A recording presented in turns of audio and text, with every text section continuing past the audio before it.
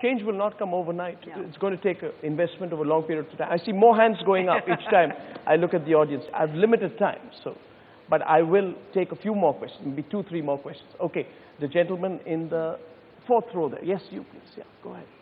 Can the mic be taken forward, please? Okay, good afternoon. So the realities that we face in our classrooms every day are extremely different. I mean, some of them are universal. Children go through a lot of abuse in different forms from the societies they come from the backgrounds that they come from. And an increasing challenge that I, as a first-time teacher, am facing is how do I make society aware of these incredibly gaping insecurities. You know, the child's rights are not defined. They are so ambiguous. A teacher slaps a child and goes away scot-free. A child is abused in the house and he's afraid to come out and talk about it. How, as a nation, how, as an educational entity, which we're sitting here and talking about, you know, equal opportunities and all of that, how do we address an issue like this? And as a leader, how would you address an issue like this? Well, the whole issue of children's rights has been something I've worked on for many years. I wrote an article, one of the first articles that was written in our country, called Children's Rights Under the Law. And I talked about exactly what you're describing. I mean, what happens when the adults who are supposed to care for children abuse them, ignore and neglect them, whether it's in the family or it's in the classroom?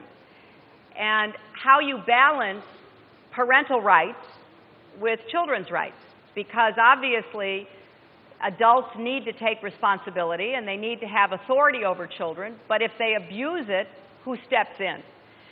And I think that part of the answer lies in what you just did, which is to stand up and talk about this and to organize around this so that people become more aware of the consequences of their action.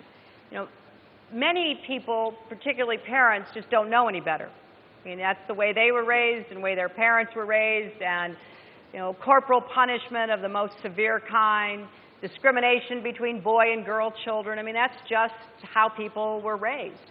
So part of the challenge is to change the culture. And it, again, doesn't happen overnight, but you make things less acceptable.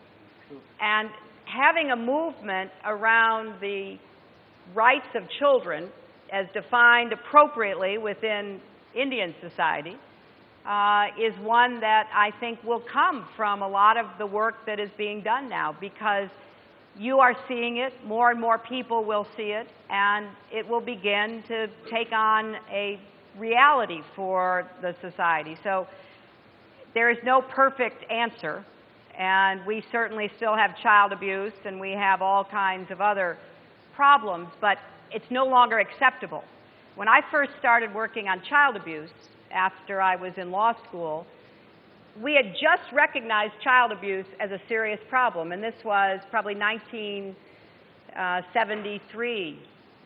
And before, people just didn't pay attention. If a child came to a hospital with burns or a broken arm, and the parents said, oh, he fell into the radiator or she fell down the stairs, nobody said anything. But then, starting in the mid-70s, people started saying, wait a minute, we know children are being physically abused. We have to start paying attention. So now we have a whole system for reporting and responding. It just, you know, but that's not a very long time that this has been part of our law and part of our cultural mindset. I'll take one last question, only because of want of time, and there's a lady right at the very end who seems very passionate for asking questions. Good evening to one and all. I'm Kshiti Gala, and I'm a student of St. Xavier's College.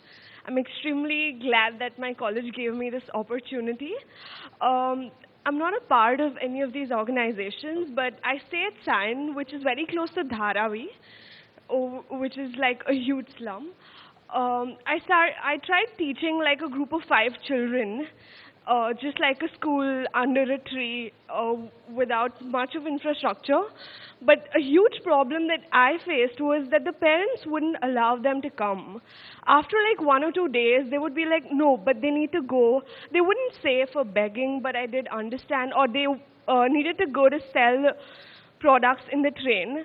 And after a certain point of time, I found myself handicapped because I tried going to their places too, but they weren't there at home. So at that point, I thought that, like all my dream of, at least bringing up these 5 kids and, trying to teach them something were just shattered. So I didn't know at that time what to do exactly. In India, there's so many problems, and certainly poverty is one huge issue, and I just feel you shouldn't give up. I just feel that yes, these problems are there, and I think that what you're doing is beautiful. I think that the emotion with which you are coming forward to contribute to the lives of those children and to your own life is a very important thing, and you should just continue with that. Find 5 other children, or try and convince one of them to come and learn with you. Exactly. What would you say? It's a very important thing what you're doing. What would you say? Don't be disappointed. I would echo that completely, because, really, we're not just talking about education here. We're talking about service. And we're talking about an ethic of service. And I think it's important to remember, Dr. Martin Luther King, Jr., who, of course, learned so much from Gandhi and carried the message that he picked up from studying Gandhi back to the United States. He said one time, everyone can be great because everyone can serve. And it is often discouraging, and sometimes it feels futile. But you never know when the magic will strike, when you'll convince some mother or father that you can actually give their child a better life. When a child will say, no, I want to stay here under the tree because I'm learning something. You just will never know that unless you try. And you cannot give up.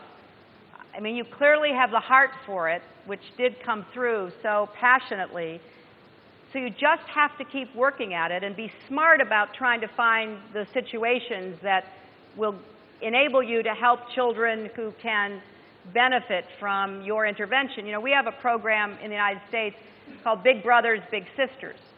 And people sign up to sponsor a child, and they spend just one afternoon or one evening a week with a child, and it's usually a poor child. It's often a child who has lost a parent, and so if the mother is left or the father is left, they want the child to have another adult in the life. And it's amazing what those kind of personal relationships can actually produce if they click, if they're worthwhile, if the adults enter into it with good faith and a good heart. So I just think there are so many ways to serve, and you are exemplifying that, and it's the most powerful message that you could send. I don't have the heart to wrap this up, but I know I have to, for want of time. This is going to wrap up by just saying one thing, and I'm sure I represent the feelings of everyone here today. Secretary Clinton, and to you, Aamir, thank you for giving your time. Your passion is obvious, your commitment is deep, more power to you, and you're always very popular in India, as your husband was and continues to be. And I'm sure that after this event, when people have heard you, people will, their admiration for you will even grow further. Thank you very much. Secretary Clinton, a round of applause for both our guests. Thank you so much. Thank you. Thank you. Thank you. Thank you. Thank you so much. Thank you. Thank you so much. Thank you. Thank you, Arnab.